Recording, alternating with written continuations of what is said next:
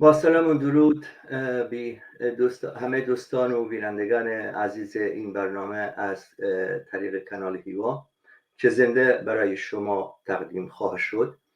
من شایان علی هستم و از طریق کانال یوتیوب هیوا خدمت شما هستم. کانال هیوا تقریبا 5 سال قبل من با یه عده از رفقای دیگه چند رفیق آغاز کردیم و معمولا برنامه‌های ما که شامل تحلیل و بررسی مسائل سیاسی و بعضا نظری هم می شود به زبان کردی تقدیم میشه، ولی اخیراً تصمیم گرفتم که اینو تغییر بدم و به زبانهای عربی، به فارسی و شاید هم به زبان انگلیسی برنامه ها درست و پخش کنم. برنامه هم اگر استثناء اگر معمولا زنده هستن، بینندگان میتونن از طریق کامنت سوالاتشون، ملاحظاتشون، انتقاداتشون رو مطرح کنن. و قبل از شروع هم یادم نره که به همه دوستان عزیز و بینندگان ارجمند بگم که ازشون دعوت کنم که کانال هیوا اگه تا حالا نکردن سابسکرایب کنن و از طریق سوشیال میدیا این برنامه و برنامه‌های دیگر ما پخش کنن و کمک کنن که دوستان بیشتری و بینندگان بیشتری به ما آشنا شوند و بحث‌های ما رو دنبال کنن. اما برنامه امروز ما که این اولین برنامه است در واقع به زبان فارسی که تقدیم می شود، راجع به موضوع بسیار مهم و از طریق دیالوگ با یک رفیق و دوست بسیار گرامی تقدیم شما خواهد شد. بحثی که امروز خواهیم داشت کمان که از تیتر معلوم است راجع به عروج نیوفاشیسم در جهان است، از ایالات متحده آمریکا گرفته تا آمریکا، حتی آمریکای لاتین تا قلب تمدن سرمایه‌داری در اروپا، از اوکراین و روسیه تا میرسد به خاورمیانه، آسیای جنوب شرقی، هندوستان. ما شاهد عروج مخوف گروه‌ها، احزاب و جنبش‌های فاشیستی هستیم.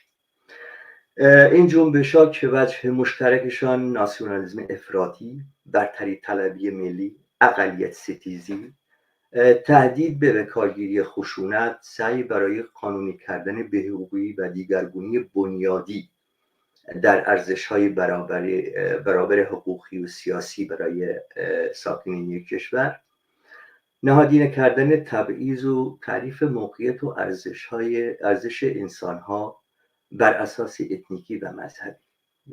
این در گوش و کنار این دنیا که در بحران چند بعدی و جنگ استیصال غرق شده است، به یک پدیده غیر قابل اغماس تبدیل شده است.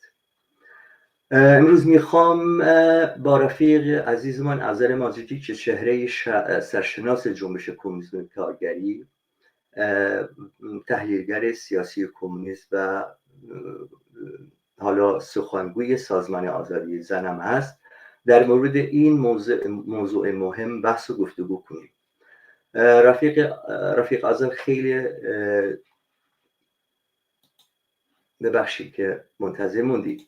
ببخشید رفیق اذر، خیلی خوشحالم که دعوت من رو قبول کردی. من ممنون از دعوتتون. روز شما یا شب شما و تمام بینندگان عزیز. ببخشید من ندونستم که نیستی تو صحنه. ببخشید. من با این شروع کنم رفیق اذر. من یه مقدمه گفتم، خواستم ببینم که شما راجع به اون نظری که من گفتم اونجا یا اون ارزیابی که کردم که این یه جنبشی یا یه پدیده جهانی است، نظر شما چیست؟ قبول داری یا؟ من شخصا از اون موقعی که جنگ اوکراین شروع شد و من روند آغاز و ادامه این جنگ رو دیدم و تمام سابوتاژ های آمریکا و ناتو و دولت های غربی رو برای اینکه صلح برقرار بشه بین اوکراین و روسیه دیدم و اینکه مدام به اشکال مختلف داره تحریک میشه. گسترش ناتو یه مسئله بسیار مهمی بود. از زمان سقوط شوروی یا پایان جنگ سرد، مسئله گسترش ناتو یک نقطه مهم جدل و جدال سیاسی دیپلماتیک بین روسیه، آمریکا عمدتاً و کشورهای عضو ناتو است. از زمان گورباچوف این بحث بوده. تمام دیپلمات‌های آمریکایی هم میگن آره اینطوری بوده، ولی آمریکا هیچ بار به قولش وفا نکرده و هی گسترش داده. به هر حال الان یه بحث دیگه است. میخوام بگم از همون مقطع من میدیدم تحلیل هایی که میاد و خطرات جنگ جهانی سوم واقعیه. به خصوص میدیدید که خود ناتو مدام علنا صریحا بر طبل جنگ جهانی سوم میکوبه، به این شکل که روسیه میخواد جنگ جهانی سوم را بندازیم، ما باید از خودمون دفاع کنیم. خیلی روشن روسیه همچین قصدی نداره، نه به خاطر اینکه پوتین آدم خوبیه، برای اینکه قدرتشو نداره و در این حال به اصطلاح محرکش رو نداره. چرا وارد یه جنگ عظیم بشه، روسیه هم داغون بشه، اقتصادش، سیاستش. ولی برای غرب مسئله یه محرکه دیگه است، ولی میخوان گردن روسیه بندازن. الان چین هم وارد صحنه کردن. در نتیجه من به مسئله خطر جنگ جهانی سوم کاملا واقفم و در این مورد هم مقالات زیادی نوشتم، صحبت‌های زیادی کردم. رشد فاشیسم به این معنا که دقیقاً ببینید، برای اینکه بتونید برید پای جنگ جهانی به این شکل، شما احتیاج به یک دیکتاتوری دارید. تو شرایطی که هنوز مردم میتونن راحت برن رأی بدن و هنوز میتونه 4 تا نماینده چپ هم تو پارلمان باشه، نمیتونن الان تو اروپا این کارو بکنن. نگاه کنید تمام جنگایی که تو اروپا بهش میگن جهانی شکل گرفته، تو اروپا بوده.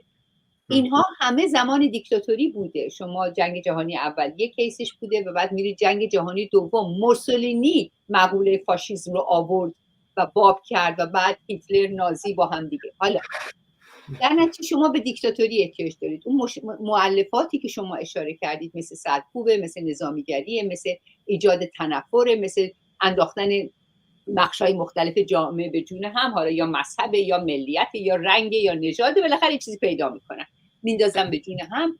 اینا همه درسته، ولی من به مقوله نئوفاشیسم اعتقاد ندارم. فکر نمی‌کنم لزومی داره که ما این نئو رو بذاریم اونجا. به این رو القا میکنه که اگه ما بگیم نئوفاشیسم پس یعنی ما با هیتلر نیستیم. بس هیتلر نیست. الان مردم علل عموم، یا وقتی شما به دارالمعارف میرید یا بحث‌های سیاسی و اینا رو میخونید، عمدتاً فاشیسم رو به عنوان یه رژیم توتالیتری که سرکوب میکنه و دیکتاتوری داره و آزادی بیان و همه چی رو میگیره و میندازه زندان و خب همین ناسیونالیسم، وقتی نگاه میکنید میبینید خب یعنی همه دیکتاتوری ها. به این معنا من قبول دارم که غرب به شدت داره میره به سمت سرکوب تمام حقوق دموکراتیک، آزادی بیان، آزادی اعتراض، سانسور شدید، سانسوری که دارن و سعی میکنن تو رسانه‌های بسترستی کامل سانسوره، شما یه دونه حقیقت نمیشنوید ازش. سوشال میدیا هم دارن به شدت سانسور میکنن و اینها بله داره میره به سمتی که بهش میتونید بگید فاشیسم.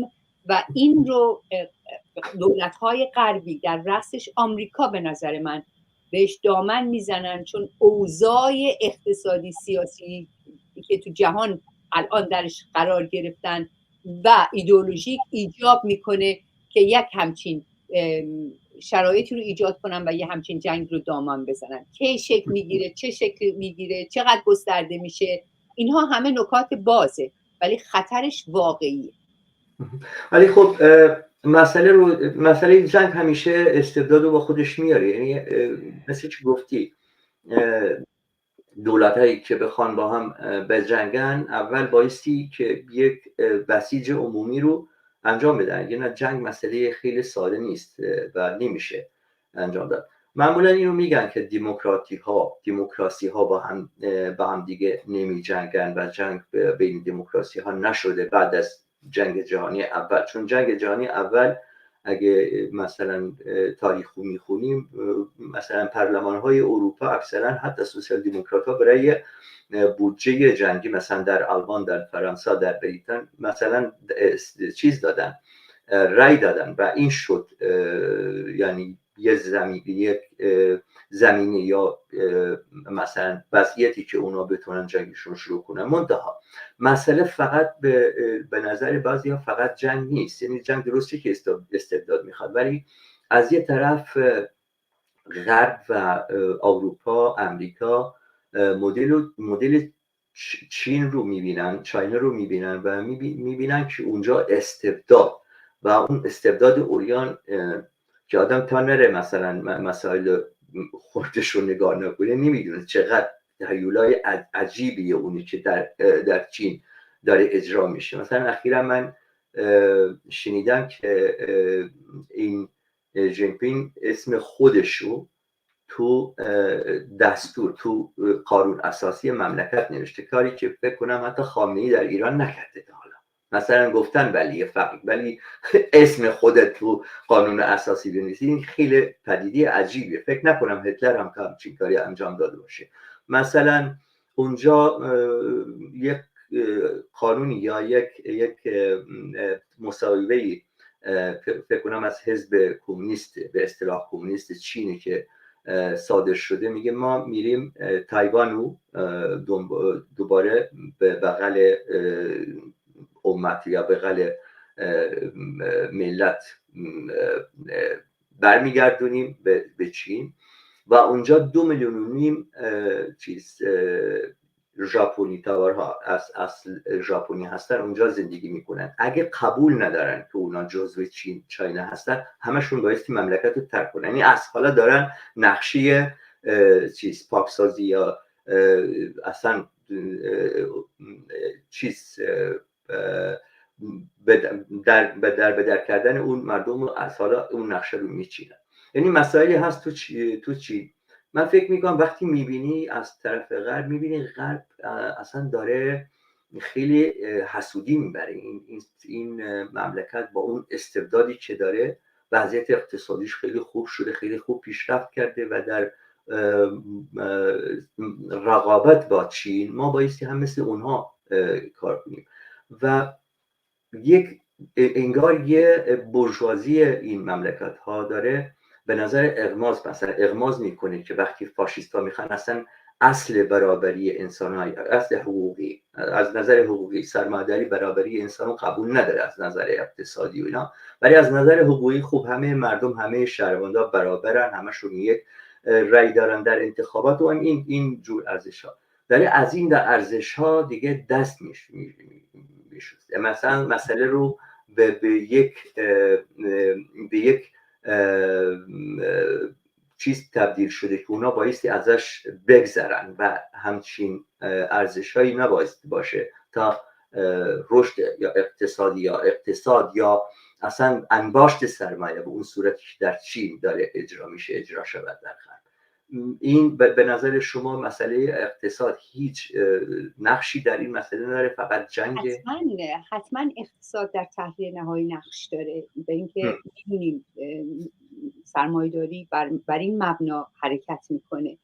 ببینید اتفاقی که الان افتاده، وقتی نگاه میکنید یه سلب مالکیت وسیعی توی جامعه از طبقه کارگر و مردم عادی شده. من الان وارد بحث‌های دقیق نرخ سود و اینا نمیخوام بشم، فقط میخوام مشاهده‌ای که هست روی یه سری آمارایی که هست راجع به اوضاع بگم. همین تحلیل اقتصادی چیز نیست. الان مثلا یه مثال کوچیک، فرضاً 30 سال پیش یا 50 سال پیش، حتی 30 سال پیش، شما میدیدید که طبقه کارگر توی کشورهای غرب مثل اروپا، آمریکا، استرالیا، نیوزیلند، کانادا، اینا، اگر یه کارگری بود که داشت فول تایم کار میکرد و اینا، میتونست خونه بخره. حالا همچین. الان فرزندان اون کارگرها نمیتونن این کارو بکنن. یعنی وقتی شما نگاه میکنید میبینید مسکن به طرز گسترده‌ای از دست مردم در اومده. یا کمپانی‌های چند هستن که مسکن اجاره میدن به طور گسترده، یا ایر بی ام بی اومده که تبدیل شده به یه بیزینسی که بسیاری از مردم فقیر و یا کم درآمد و تو این کشورها عملاً از مسکن محروم کرده، با فشارهایی که قیمت آورده اینا رو بیرون کرده و غیر و این یه نمونه است. یا وقتی شما نگاه میکنید ببینید شما 30 سال پیش بیلیونر نداشتید، میلیونر داشتید، بعد مردم فقیر تو غرب اینقدر فقیر نبودن، فاصله فقیر و غنی اصلا اینقدر نبود، جامعه رفاه بود. الان شما نگاه کنید ما چند تا بیلیونر داریم و بعد اون پایین ببینید چه قشر وسیعی فقیرن، چه قشر وسیعی زیر خط فقرن. آمریکا که مثلا قبل از کووید 40 میلیون میگفتن زیر خط فقره، الان که اصلا وحشتناک شده. شما یک عالم کارگر دارید تو این کشورها که کار میکنه ولی تو ماشینش میخوابه، خونه نداره. درسته؟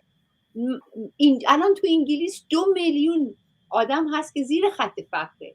بچه های اینا گرسنه میرن مدرسه چون پول نداره خانواده به اینا صبحونه بده. یه چیزایی هست بهش میگن بانک غذا، صفه. حتی آدمایی که کار میکنن مثل پرستار، مثل معلم، فقط کافی باشه شما مثلا اولی باشید یا مادر یا پدر با بچه ها خودت کار کنی، نمیتونی هم اجاره بدی هم غذا همه چی، مجبور میشی بری اونجا. میخوام بگم این وقتی به این نگاه میکنید اوضاع به شدت تغییر کرده و یه تغییر اساسی رو اتفاقا ما دوره کووید میبینیم و بعدش دوره کووید اینا آزمایش کردن که چطوری میتونن جامعه رو کاملا فریز کنن، هر چی بگن مردم گوش بدن، احمقانه ترین توصیه ها رو بکنن مردم قورت بدن از ترس. ترس چی؟ ترس اپیدمی، ترس بیماری. این طرح ورلد اکونومیک فروم بین‌المللی اقتصادی و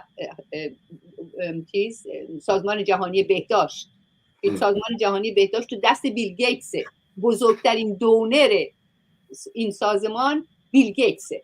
کتاب بیل گیتس رو رئیس این سازمان میاد تبلیغ میکنه بخونید. من خودم آگهی شو دیدم.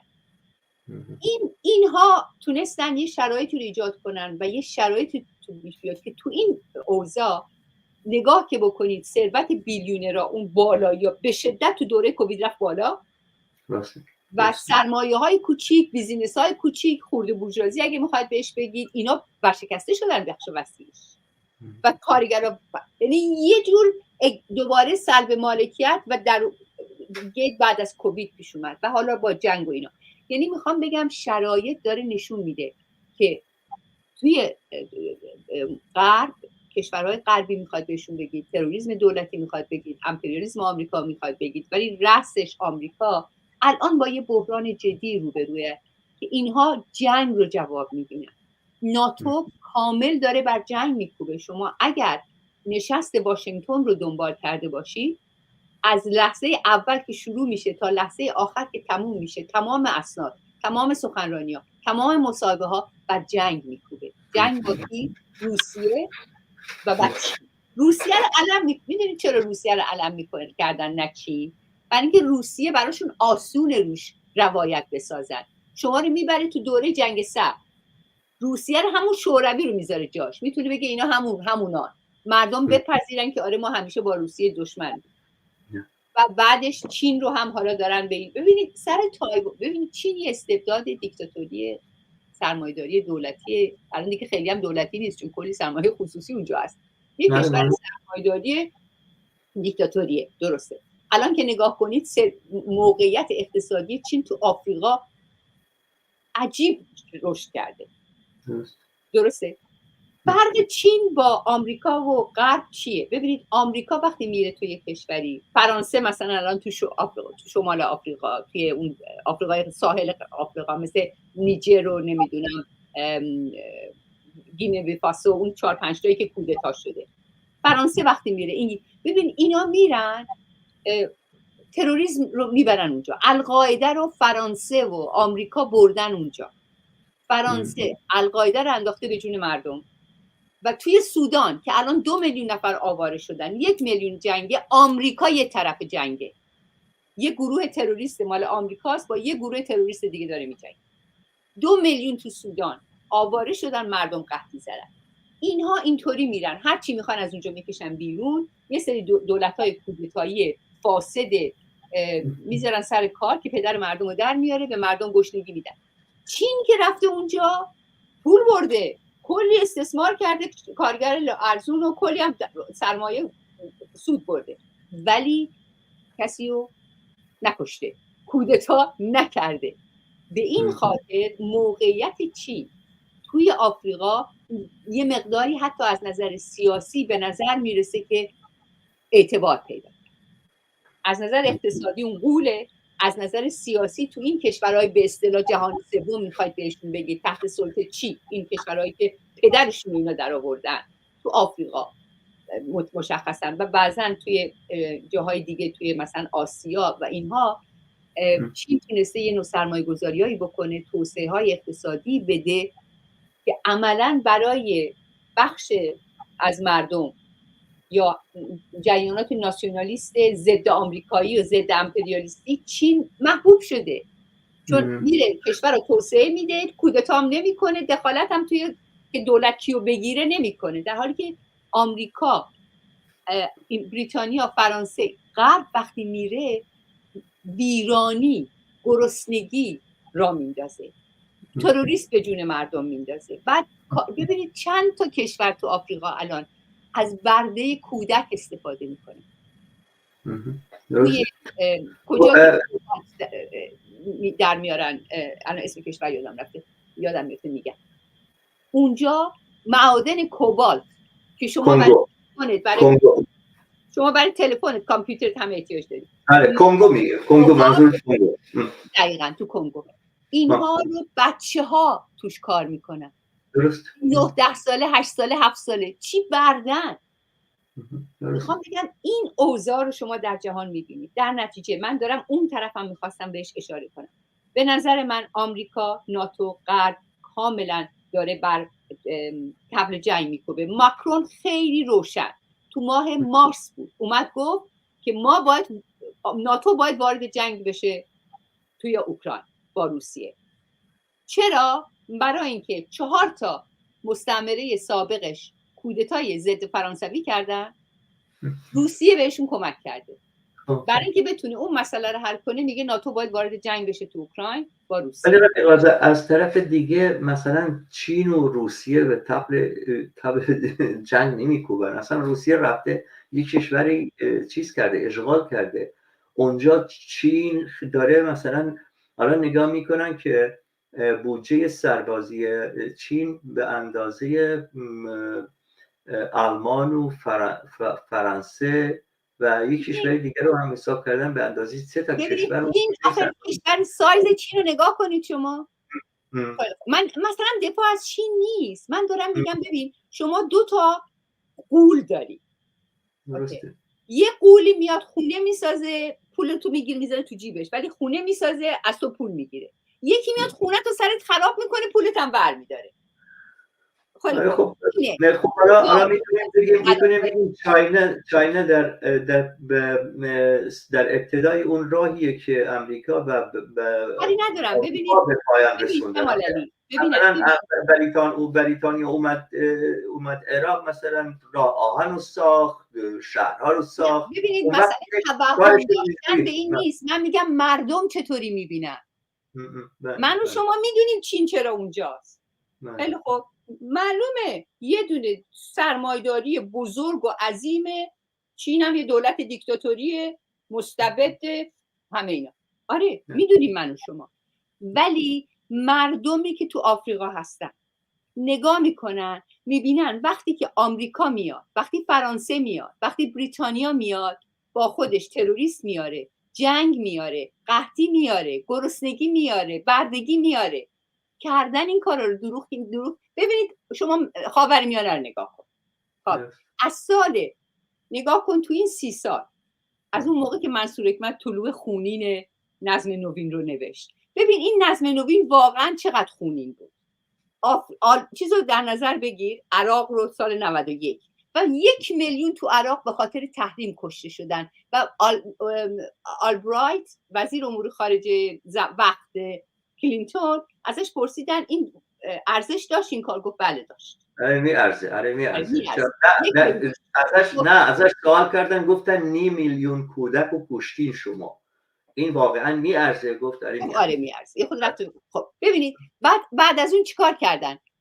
اروپا رو بعد از جنگ جهانی دوم برای اولین بار اروپا رو بمباران کردن. 2 ماه یوگسلاوی رو، یعنی صربستان رو، بلگراد رو بمباران کرد ناتو، درسته؟ بعد 2001 افغانستان که هنوز ادامه داره، 2003 عراق، ببین چه ویران کردن عراق رو. بعد از 2010 که به اصطلاح بهار عربی شروع شد نگاه کنید، لیبی تبدیل شده به محل بازار بردهداری. یک کشوری بود قذافی آدم فاسدی بود، دیکتاتور بود، مثل همه دیکتاتورهای دیگه که تو همه ما یه جای خوب به من شما تو دنیا نشون بده، همه مثل همه. ولی مردم خونه داشتن، مدرسه داشتن، بیمارستان داشتن، سر کار میرفتن میآمدن، ازدواج میکردن، بچه دار میشدن. یه دیکتاتور هم سر کار بود.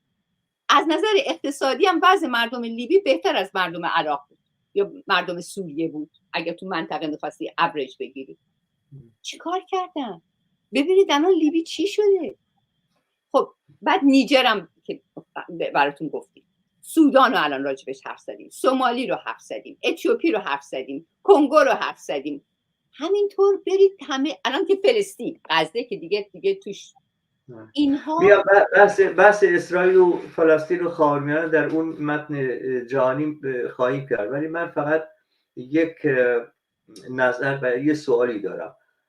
من فکر میکنم انتقاد از نظام سرمایه‌داری، وقتی انتقاد بنیادی باشه نبایستی فقط انتقاد سیاسی باشه. یعنی دولت ها چیکار میکنن این به جای خودش، دولت ها هر کاری میکنن، پدیده هایی که ما میبینیم مثلا عروج نیوفاشیسم، این که مثلا 1 میلیون ها 100 میلیون انسان در دنیا از فرط استیصال به پناه میبرن به این که مثلا خونه همسایه خودشون رو غارت کنن و اونو مسبب مشکلات و معضلات زندگی خودشون بدونن. این فقط مسئله سیاسی نیست، این فقط تبلیغات نیست، این فقط این نیست که مثلا دولت فلانی مثلا میخواد استبداد کنه این ایدئولوژی رو رواج میده. مثلا این تو فرانسه میگن 1 میلیاردری هست مثلا 10 ساله داره تمام رسانه ها رو در خدمت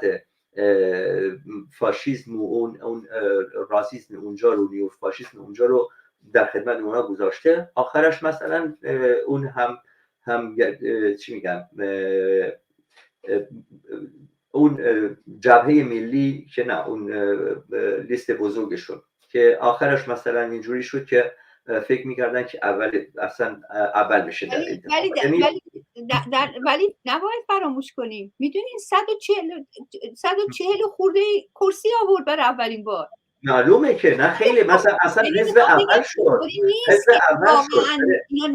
اینا که این کاری کردن، همین میلیاردری که شما صحبتشو میکنید، من یه داکیومنتری دیدم که تو آفریقا داره همین کارو میکنه، همین تلویزیونا رو داره تو آفریقا میزنه برای اینکه بتونه تو آفریقا سرمایه گذاری بکنه بگیره دست. نه این چیز بکر بردن رسانه ها و این ایدئولوژی حتما تاثیر خودش داره، ولی از یه طرف دیگه این پدیده ها به اصل سیستم سرمایه‌داری هم ارتباط دارن. این مسئله فقط این نیست که سرمایه‌داری به خاطر اینکه از استفاده ابزاری از فاشیسم می‌کنه. این فاشیسم مثل یک انگل از خود بدنه پوسیده این نظام داره متولد میشه. معلومه.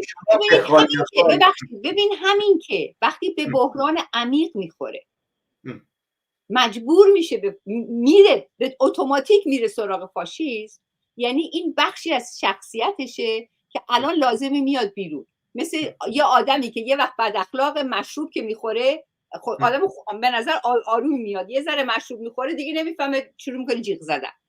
بخشی از کاراکترشه، اینجا این بروز میکنه اونجا اون بروز میکنه. دقیقاً شما وقتی نگاه کنید جنگ جهانی دوم به خاطر بحران اقتصادی رو افتاد، در نتیجه اون هم فاشیسم بروز اون بحران اون دوره بود. الان هم یه فاشیسم بروز همینه. حالا شما میخواید بگید نو فاشیسم یا همون فاشیسم، زیاد فرقی نمیکنه به طور واقعی.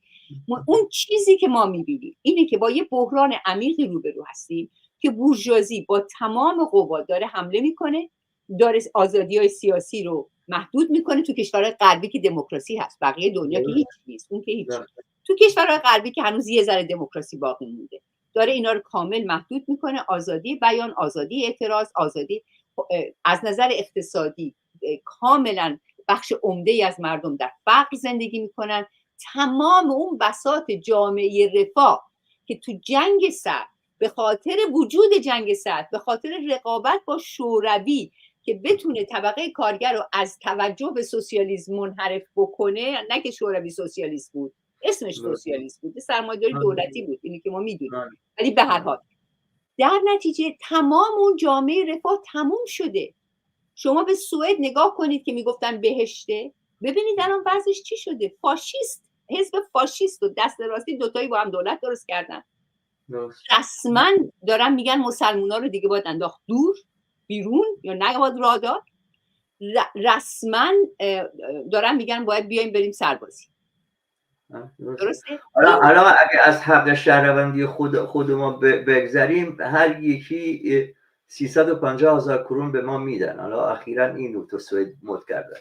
هر کسی که حق شهروندی خودش، یعنی شهروندی سوئدی رو پس بده به دولت، بگه من دیگه نمیخوام، 350,000 کرون میگیره و از کشور بره بیرون. اصلا یک سیاست فاشیستی که هیچ وقت فکر نمیشه تو این، اصلا به خیال کسی نمیومد که این همچین چیزی. البته سوئد ظاهرش اینجوری بود، سوئد بی‌طرف بود ظاهرا، ولی با هیتلر معلومه. درسته. ولی من سلطنتی همکاری هیتلر بودن، یعنی اینو همه میدونن. معلومه. ولی من میخواستم یه چیزی اینجا بگم که رفیق اعظم، من فکر میکنم وضعیت خیلی بدتر از اینه که بگه فقط بحران فاشیسم با خودش میاره، ولی فاشیسم اولین بار که اومد، نازیسم ما دیدیم، کوره های آدم سوزی رو دیدیم، یک الटरनेटिव دیگه، حالا دروغ یا صحیح، به دروغ هم لفظاً هم باشه، به خودش میگفت سوسیالیست، به خودش میگفت مثلا ما حق مسکن برای همه، حق کار برای همه، بهداشت برای همه، تحصیل برای همه، خودم برای همه، این همه چیز، یعنی حق تعلیم.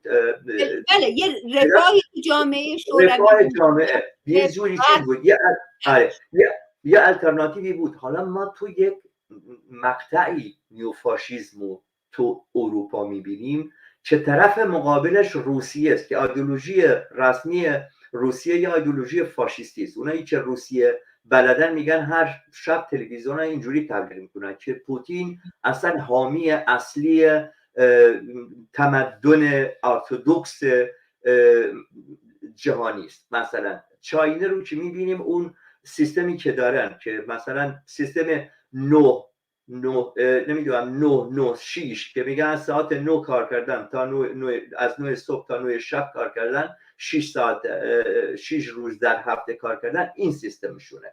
اصلا اون چیزای خوندن من راجع به وضعیت طبقه کارگر تو خود تعجب میکنم. اینه که ببینید الان که نگاه میکنید تو این 30 سال اخیر، یعنی بعد از سقوط شوروی به دنیا نگاه کنید، وضع دنیا بدتر شده. درست. از نظر اقتصادی تعداد فقرا بسیار بسیار بیشتره. تفاوت فقیر و غنی تو هر جامعه‌ای بسیار بسیار بیشتره. کارگر تو همه دنیا فقیرتره، بی حقوقتره. بعد از جنگ سرد طبقه کارگر توی غرب تونست یه سری حقوق رو به دست بیاره، به جنگ. اتحادیه کارگری میتونست یه حقوقی رو ازش دفاع میکرد. شما 35 ساعت کار رو داشتید تو دهه 80 و 90 راجبش حرف میزدید. الان دوباره یه جاهای 50 ساعت و 40 ساعته. الان یه کارگرایی اصلا ساعت کار ندارن، یا کار میکنه میتونه حقوق داشته باشه، نداره، گرسنه است.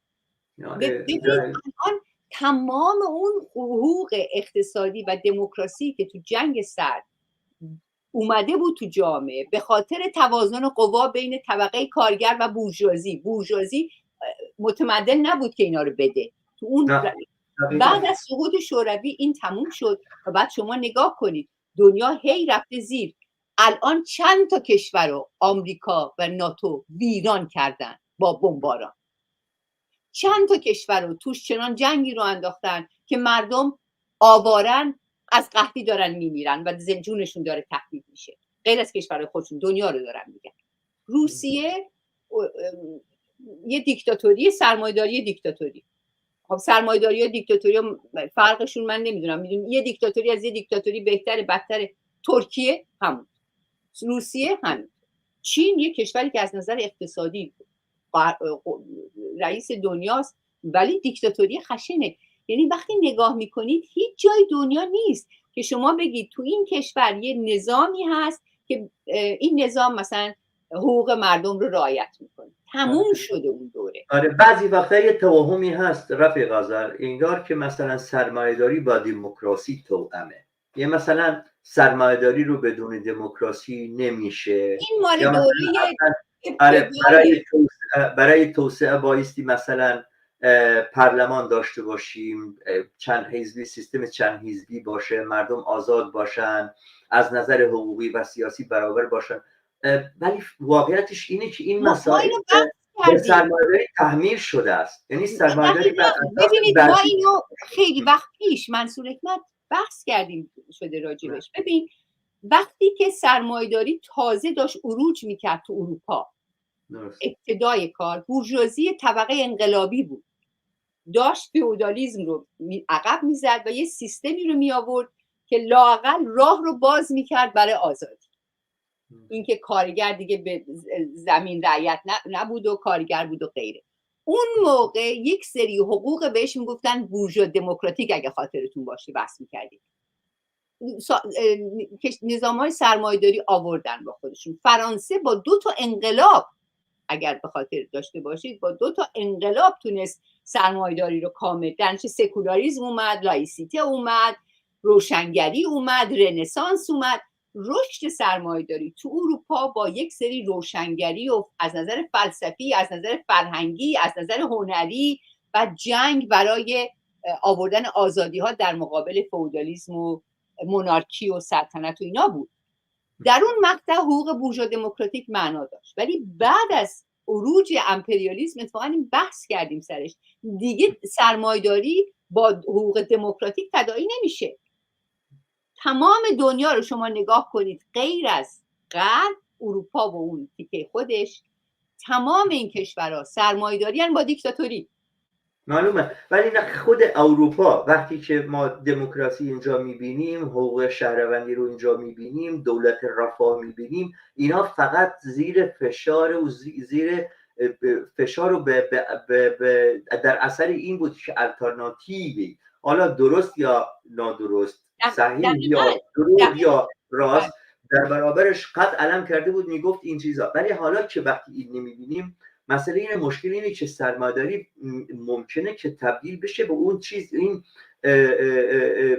دیستوپیه که بحثش میکنن مثلا در 1900 رمان 1984 جورج اورول، همون 1984 بله 1984 مثلا همون دیگه ما تو چا نمیبینیم. حالا این میشه تعمیم شود در دنیا با اون تکنولوژی حالا که برای چیز دارن، چیز کردن، artificial intelligence و اون تکنولوژی که دارن، میتونن اصلا آزادی رو اینقدر محدود کنن که آدم ها مثل برده باشن دیگه. برده ببینید الان دارن راجع به یه پروژه های حرف میزنن، اینا یواش یواش داره تو چند تا شهر امتحان میشه. تو وین ساختن، تو انگلیس فکر میکنم تو لیورپول چند تا ساختن، تو بهشون میگن شهرهای 15 دقیقه. این طرح ورلد اکونومیک فروم جهانی اقتصاد که شما شهرک‌هایی درست میکنن که تو اون شهرک‌ها شما هر چی لازم داری هست بخوای بخری، در نتیجه احتیاج به ماشین نداری. خیلی هم قشنگه. خب پیش خودت میگی چرا بد باشه، ولی کنترل اون وقت دست دولته. از اون جایی که دیگه دارن پول نقدم خارج میکنن از بازار، همه چی با کارت باید باشه. شما اگر از شهر 15 دقیقه بری بیرون، وقتی که بهت گفتن نباید بری بیرون، کارت تو هر جا بزنی پیدات میکنن کارتت کار نمیکنه.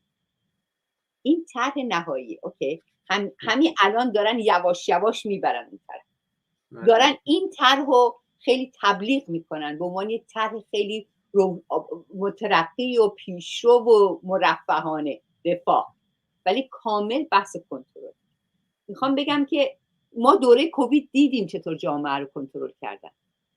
نمیتونستی از خونت بری بیرون، مادرت داشت میمرد، نمیتونستی بری باش خداحافظی کنی. یعنی تراژدیایی که اتفاق افتاد تو این دوره، دیپرشنی که گرفتن بچه ها، بزرگا ها، هزار حالا وارد اونا نمیخوام بشیم، ولی کووید نشون داد که میتونن این کارو بکنن. البته الان اعتراض وسیع بلند شده تو آمریکا، تو نیوزیلند، تو استرالیا، تو انگلیس علیه اون قوانین و اینا دارن، ملت شهروندا دارن کار میکنن و غیر و غیره، ولی اینا کردن این کارو. میتونیم ببینیم که میتونن بکنن. آرتفیشال اینتلیجنس بهشون کمک خواهد کرد. پول برداشتن پول نقد، همه چی فقط کارت باشه. دیتای شما رو دارن، اگر بخوان حسابتون رو میبندن.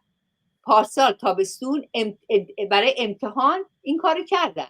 نایجل فاراج همین فاشیسته رو حسابشو بستن، رفتن سراغ یه آدم دست راستی که مردم چیزی نگن، امتحان کردن. یه دونه کشیشو بستن. 2-3 تا از این کارا کردن، بعد سر صدا بلند شد، دور باز کردن، امتحانشون رو شروع کردن که اگر از نظر سیاسی شما یه چیزی بگید که خوب نباشه، بانک میتونه حسابتون رو ببنده. خب تموم شد دیگه، یعنی نونتو بسته، پول نقد که نداری، حسابت هم میبنده، همه چیزم تحت کنترله. دارن این طرح‌ها رو میارن، حالا تا کجا بتونن پیش ببرن، تا کجا بتونن پیاده بکنن، اینا هم بازه. میدونم همین الان که این حرفا رو یکی بشنوه میگن تئوری توطئه. برای اینکه هرچی که به نظر عجیب، منم میخواستم برسم به اون نکته رفیق آذر. الان بعضی وقتا تو دوران بحران، چون اعتراض کارگری فقط تنها اعتراضی نیست در جامعه، اعتراض طبقه، این که بهش میگن طبقه متوسط یا خرد بورژوایی هم بلند میشه. بعضی وقتا اگه هوشیار نباشیم میتونه اون مرزها رو قاطی کنیم. مثلا به جای انتقاد به خود سیستم سرمایه داری، انتقاد رو به یک مشت سرمایه دار، نه ببین این نیست. ببینید اینا مسبب وضعیت هستن که در موردی که من دارم میگم این نیست. در این موردی که من دارم میگم که دنیا لاغت غرب رو نگاه کنید، داره یک حکومت واقعا توی به عنوان، حالا تک حکومت‌ها یه چیزایی رو خودشون تصویب میکنن، ولی پروژه نهایی که چطوری میخوایم این 5 سال پیش ببریم، 10 سال پیش ببریم و هیئت حاکمه میشینن با هم تصمیم میگیرن. و این رو نگاه که میکنید میبینید یکی یکی این پروژه ها داره میره تو جاهای مختلف پیاده میشه. ببینید مسئله بر سر نقد سرمایه‌دار نیست. داریم میگیم الان دقیقاً شما میگفتی دیستوپی، من دارم میگم اتفاقاً حرف مارکس داره درست در میاد. سرمایه‌داری بدون بحران نمیتونه بمونه. سرمایه هر دوره‌ای بحران داره. چی میشه؟ هی سرمایه میره متمرکز میشه توی دست بخش کوچیکتری. مگه اینو نمیگه مارکس؟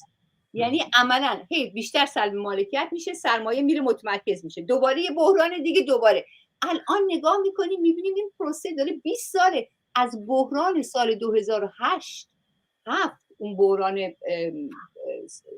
بازار سهام و غیر و این وال استریت و اینا که بود، همینطور این پروسه ادامه پیدا کرده. در نتیجه الان قدرت جهانی رو دارن پیاده میکنن. یه طبقه حاکمه ای هست، یه بازوی نظامی هم داره، ناتو، اینا دنیا رو دارن اداره میکنن. کسی بحثی نیست که این خوبه اون بده یا این سرمایه داره. این اتفاقا همون پیش بینیه که مارکس کرد، میره تا اونجایی که این مسئله نرخ سود، مسئله سود، این عملا میرسونه شما رو به یک بحران عمیقی که مثل الان شما داریم میبینید. حالا بحران سرمایه چند وجهی هم شده. بحران اکولوژی داریم، بحران چیز داریم، بحران محیط زیست داریم، بحران دوباره ساختن سرمایه داری یا دوباره تولید سیستم سرمایه داری داریم. از نظر بهداشت، از نظر مثلا سالماندار، خدمت کردن به سالماندار، مثلا از نظر بهداشتی این بحران ها هم داریم. فقط یه بحران اقتصادی و تولید نیست، بحران سیاسی، بحران فکری و ایدئولوژی، بحران همه جانبه داریم نظام سرمایه‌داری. به هر صورت مسئله اینه که همیشه دائم باعث کمونیست ها از این یعنی از این پرهیز کنن که مرز ما با مرز انتقاد خرده بورژواها از سرمایه کلان قاطی نشه. ما مخالف و منتقد اصل سیستم سرمایه‌داری که من یه سوال دارم. شما چرا اینقدر احساس میکنی باید این توضیح رو بدی؟ چرا باید توضیح بدی؟ بگم آیا بحثی داره میشه که داره نه بحثی هست. مثلا بعضی وقتا مثلا میشه که این حکومت جهانی یه عده در جهان دارن با هم همکاری میکنن. این انتقادو خیلی جا میشنوی. این درسته. شاید نه از نظر اصلا بر اساس از طریق رقابت. اونها رقابت حالا شده بر اساس این چیز. نه شما نگاه کن ببین الان رقابت توی بخش کوچیکی سرمایه توی یه سیستم سرمایه داری به کنار، الان عملا مسئله تقسیم مجدد جهان اومده روی میز. یعنی شما الان داری غرب شده یه واحد، بین خودش هر اختلافی داره، مکرون با اون یا بورژوازی فرانسه با بورژوازی آمریکا داره میجنگه، یا مثلا فرض کن تو آلمان به روشنی یه بخشی از بورژوازی آلمان از قضیه جنگ اوکراین و موضعی که دولت شولز گرفته عصبانیه. حتی نوشتن راجبش، گفتن اقتصاد آلمان رو داغون کرد شولز با این مسئله، با مسئله تحریم نفت و گاز روسیه و غیر و ذالک. واقعا آلمان از نظر اقتصاد آلمان خیلی افتاد. یه بخش از بورژوازی عصبانیه، ولی یه بخش از بورژوازی وایستاده بر تبل میکوبه با ناتو، با آمریکا. گفته شولز گفته ما تا 5 سال دیگه وارد جنگ میشیم با روسیه. خب میخوام بگم درسته بورژوازی چیزهای مختلف داره تو هر کشوری، طبقه کارگر داره، بورژوازی هم داره، اقسام مختلف هم. ولی الان تو این اتفاقا همین پروسه اتفاق افتاده. تو این اقلا 20 سال اخیر تونسته بورژوازی یعنی توی غرب خودش رو به یک نوعی سالیدیفای کنه، محکم بکنه که بتونه به یک معنا یک طرح‌های جهانی برای چیز آورده. این فروم اقتصادی که هر سال تو داووس شکل میگیره، تمام رؤسای دولت میرن اونجا، همه بیزینس‌های بزرگ میرن اونجا، از بیل گیتس گرفته تا ایلون ماسک گرفته تا نمیدونم فلامینا و تمام دولت‌ها میرن اونجا، میشینن با هم مذاکره میکنن، نقشه میدن، طرح میدن. باید برید بعضی از دیبیتاشون رو گوش بدید ببینید چی میگن. جوری که خبرنگارا دارن حرف میزنن. شما مثلا راجع به سازمان جهانی بهداشت چی میگید؟ که دارن الان یه کاری میخوان بکنن که سازمان جهانی بهداشت بتونه راجع به تمام چیزای بهداشت از واکسن تا اپیدمی تا همه چی تصمیم بگیره، یه دونه چیز بده، بخشنامه بده، همه دولت‌ها قبول کنن. تو 2-3 تا کشورها رد شد تو پارلمان. مسئله اینه رفیق آزاد، بعضی وقتا اینقدر این مسئله رو بزرگ نشون میدن که واقعا بایستی بگیم که ما رو به سمت دیستوپی قدم میذاریم و هیچ راهی برگشت نیست. یعنی اصلا امید از کجا بیاریم اگه اینجوری باشه؟ اگه سرمایه داری، اگه یه عده سرمایه دار، یه عده حکومت و دولت در دنیا بتونن اینجوری کنترل تمام جامعه سرمایه دار رو به دست بگیرن، اونقدر دیگه مثلا انقلاب از کجا میشه؟ اروپا رو بذار کنار، اروپا رو بذار کنار که این که تونسته همین میزان رفاه رو هم که تا الان داره از جاهای دیگه بهتره و همین میزان دموکراسی رو به خاطر این داره که میتونه جاهای دیگه رو بره بزنه سرکوب کنه. درسته؟ خیلی این یه واقعیتی. اینو بذار کنار. تو تمام دنیا شما دیکتاتوری داری، بورژوازی هر کاری میخواد میکنه. شما آیا دست میکشی از مبارزه؟ نه. میگی این واقعیته، این بورژوازیه، هاره، سرکوب میکنه، میزنه. نگاه کن ببین چقدر انسان گرسنه الان تو دنیا هست. میلیون گرسنن تو دنیا. من فقط راجع به غزه حرف نمیزنم که الان جنگه و نون و آب روشون بستن. تو تمام منطقه خاورمیانه، تو هند نگاه کن چند میلیون گرسنن، تو پاکستان، تو بنگلادش، تو افغانستان. خب این واقعیت سرمایه‌داری دنیاست. آیا اینم تئوری توطئه است؟ نه تئوری توطئه یه چیزیه، تئوری توطئه برای خودشون هست. ببینید چه نیرویی باعث شده که این دیکتاتوریا بتونن اینطوری به حیات خودشون ادامه بدن. امپریالیسم یا آمریکا، تروریسم دولت. مثلا چین و روسیه نقشی ندارن در این؟ چین و روسیه بحث تمام سر اینه که الان که شما نگاه میکنید، به من شما بگو روسیه حالا دوربر خودش کم دخالت نکرده تو کشورهایی که قبلا بعض شوروی بودن. حالا اوکراین به نظر من یه بحث جداست. نه روسیه حالا دستش تو لبنانه، تو ایرانه، تو سوریه است، تو عراق، تو نمیدونم چی میگم لیبی، تو افریقا رفته اونجا هم شما لازم نیست روسیه و چین رو در مقابل من مطرح کنید. من از روسیه و چین منظورم اینه که وقتی میگی سرمایه داری ولی آخه حس تناسبم خوب چیزیه. روسیه چند تا کشور بمباران کرده غیر از اگه دوربرش من خاطرش میگه، ولی جایی رو تو آفریقا بمباران کرده، جایی رو تو خاورمیانه بمباران کرده، جایی رو تو آمریکا لاتین بمباران کرده. تو خاورمیانه سوریه رو بمباران کرده، سوریه رو داغون کرده.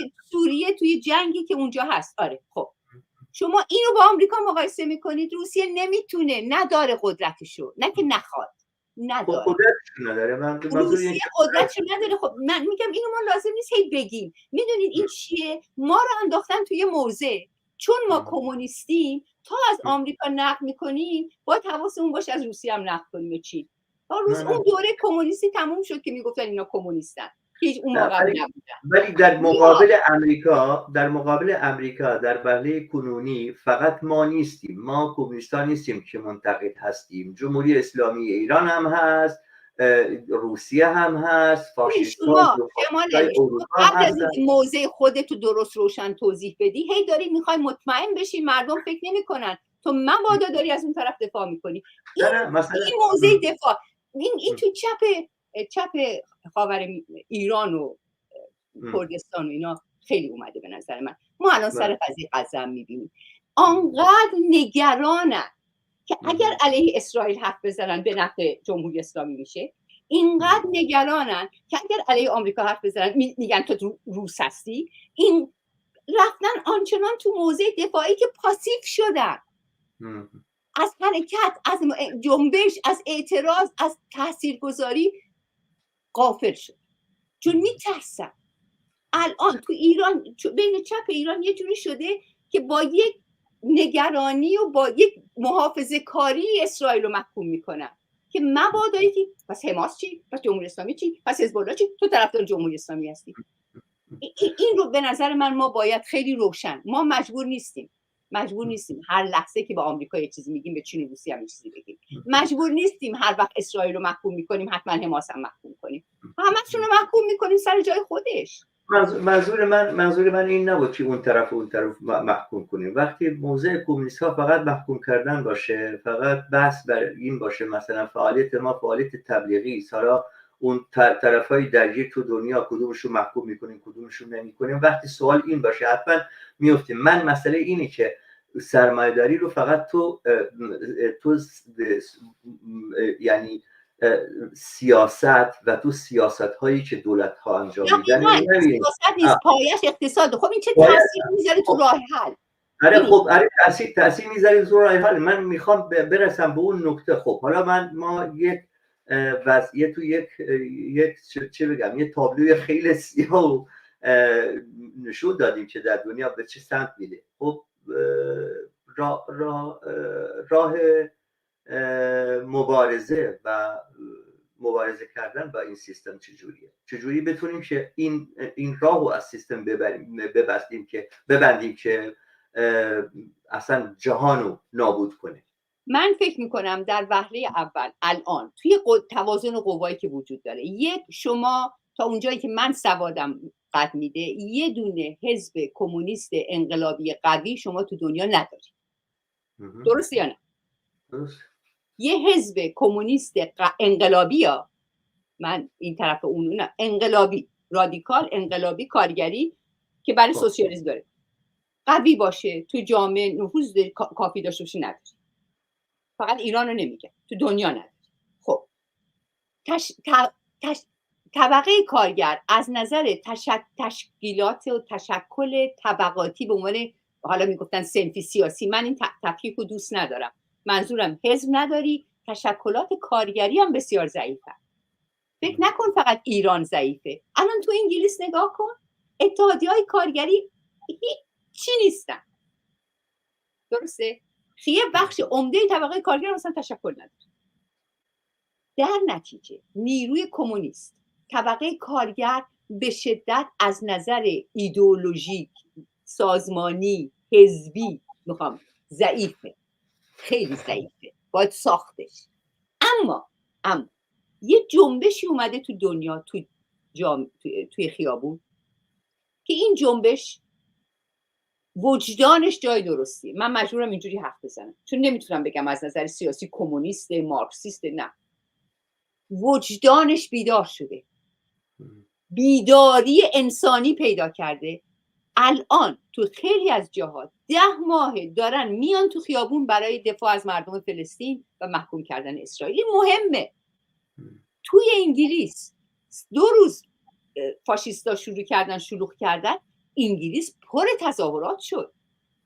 لندن، لیورپول، منچستر، خیلی جاهای دیگه مردم اومدن تو خیابون، تو تظاهرات‌های بزرگ فاشیسم و رازیسم رو محکوم کردن، گفتن پناهنده اینجا ولکامه، خوش اومده.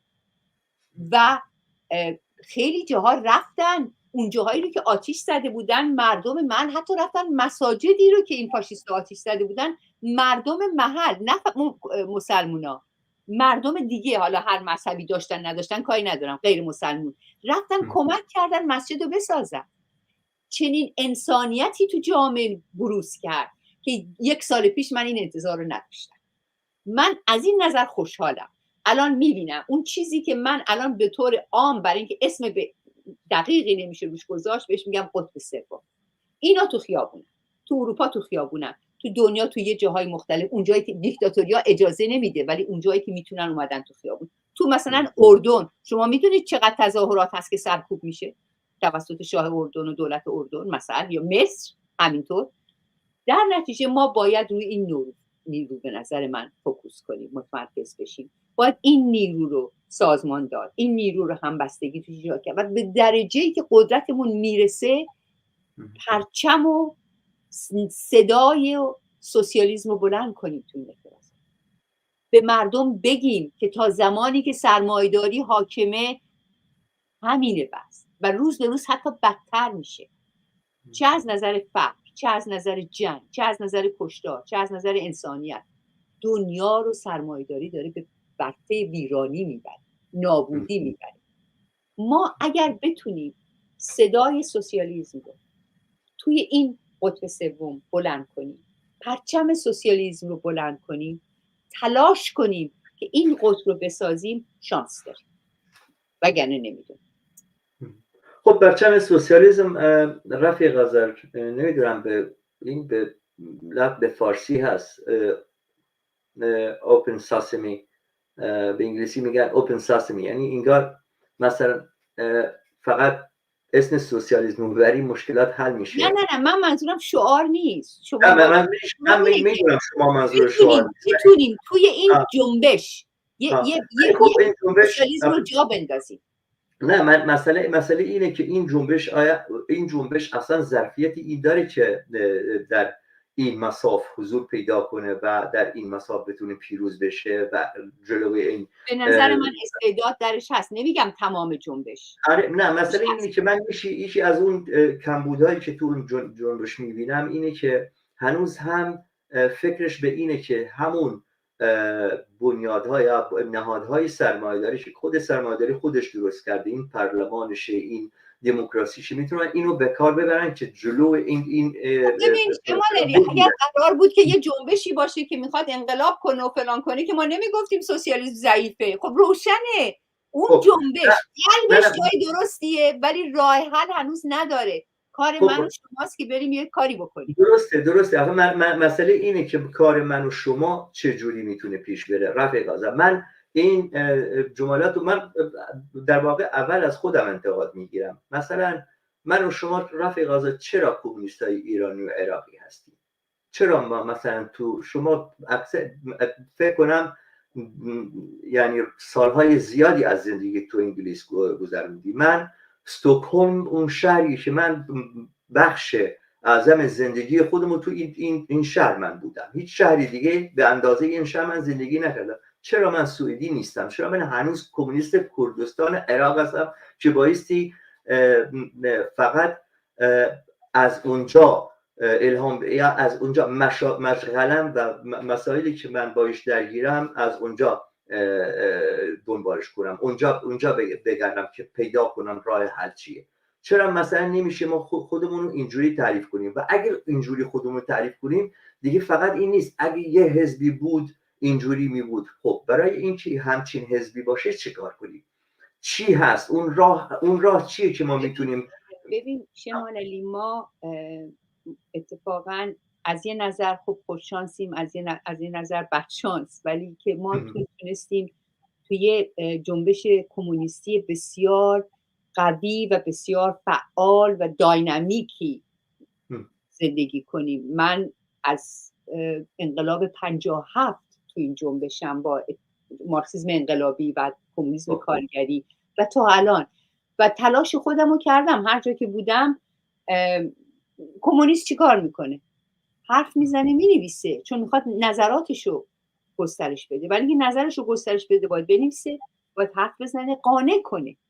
درسته؟ این کار یه فعال کمونیسته. حالا پیکت هم میره، تظاهرات هم میره، لازم باشه اصلا هم دست میگیره، ولی به طور عمومی شما کارت اینه که سعی کنی قانع کنی، آگاهگری کنی. غیر این کاری که من کردم به 2 زبان فارسی و انگلیسی، یه وقتایم به یه زبانای دیگه.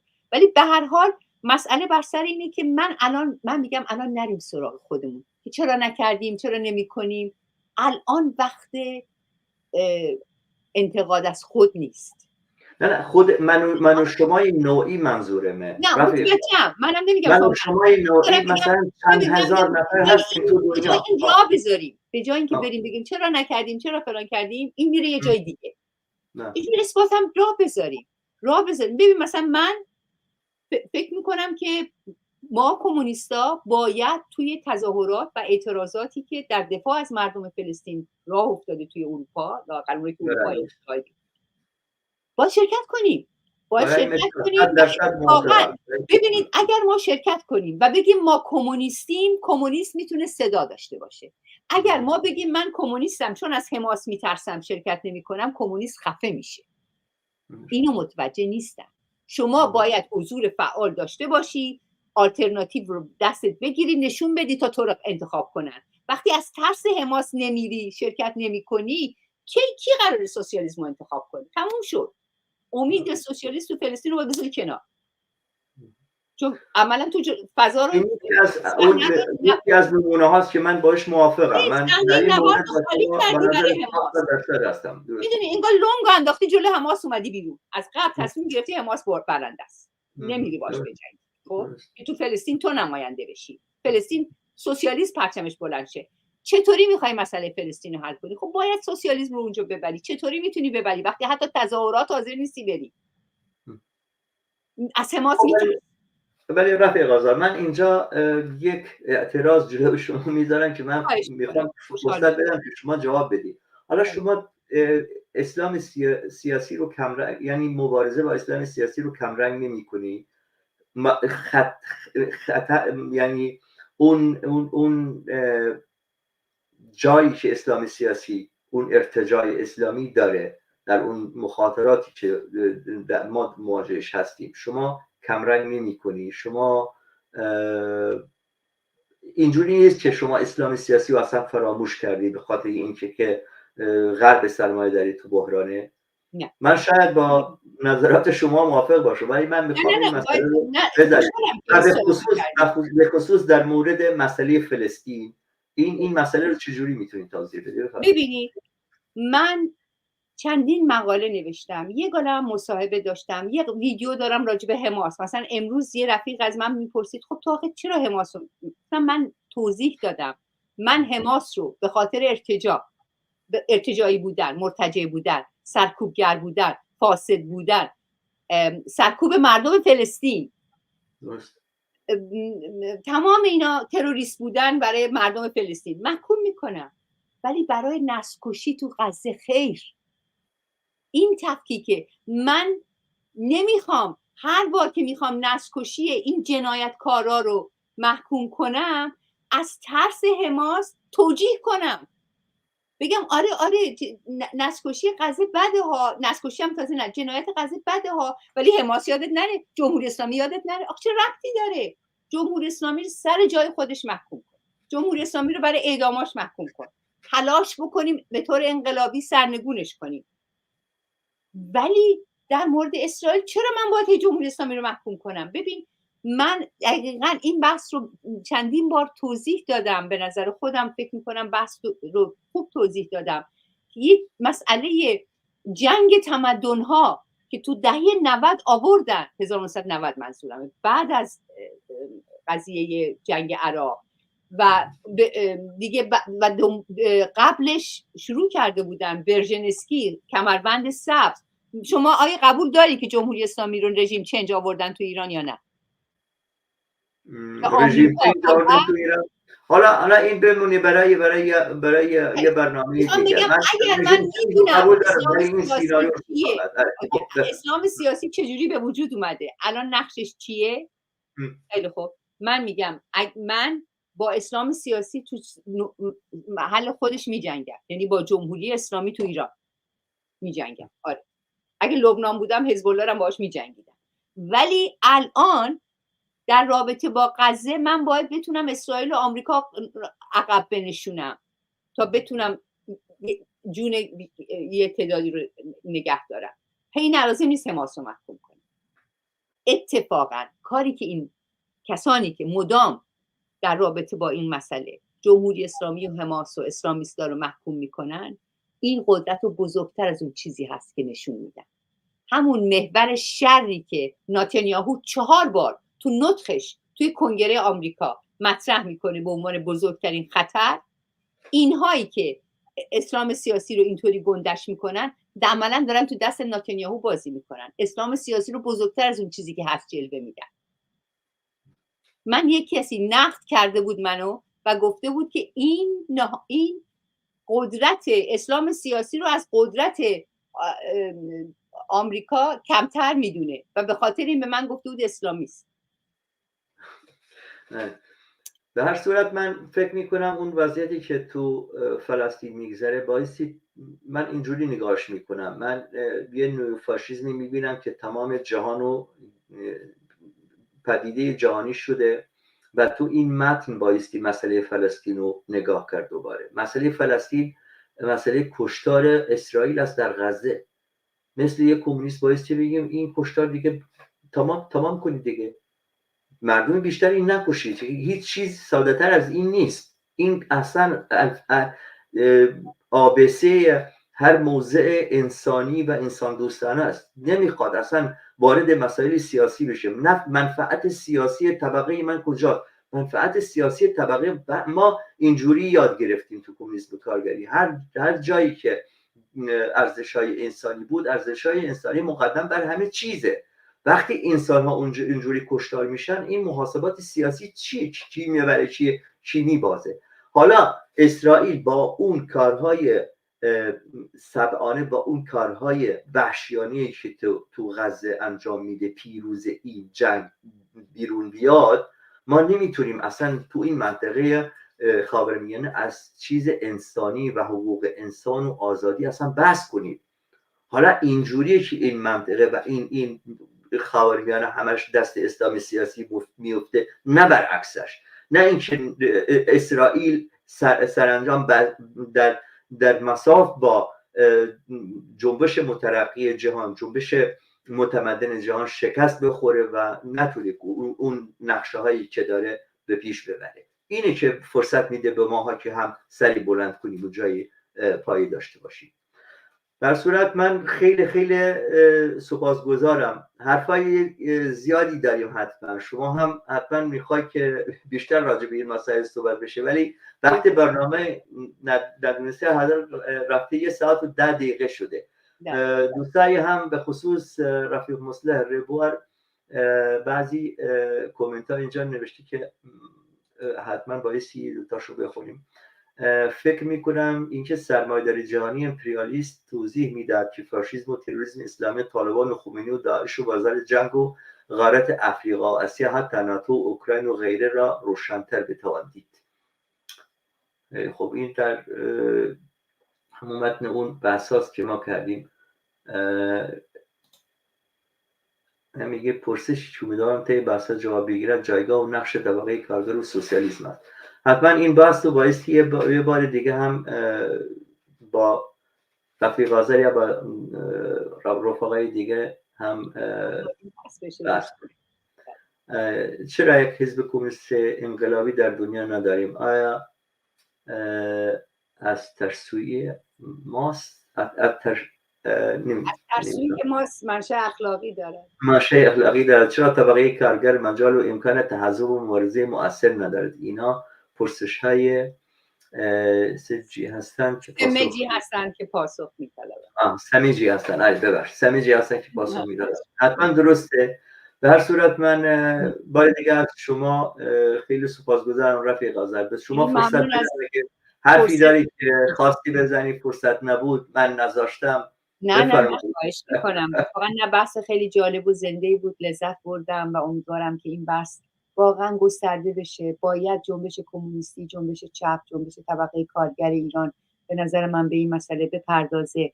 باید این قولی که رو سرش اومده و اجازه نمیده درست قوی محکم قدم برداره، از ترس اسلام سیاسی، از ترس جمهوری اسلامی، از ترس حماس، این اتفاقاً این نیرو رو گنده تر از اون چیزی که هست هم جلوه میده، هم در به طور واقعی گنده ترش میکنه. به خاطر ترس ما تنها راهی که میتونیم این نیرو کنار بذاریم اینه که بیایم تو صحنه و سوسیالیسم رو ببریم جلو و اون عقب بدیم. حالا توی فرصت دیگه امیدوارم بتونیم بحث بکنیم. خیلی ممنونم. من همیشه تو برنامه‌های به زبان کردی هم میگم اگه موفق بودیم که سوالات رو بهتر فرموله کنیم یه قدم جلو رفتیم. حتما نمیتونیم تمام اون پرسش‌های سمجی که رفیق مصدق ربال میگه بتونیم توی برنامه جواب بدیم، ولی خوبه اگه تونسته باشیم سوالات رو بهتر فرموله کنیم. حتما کار خوبی کردیم. خیلی ممنونم. دوباره امیدوارم در برنامه دیگه هم مهمان ما باشید. روز خوبی داشته باشید.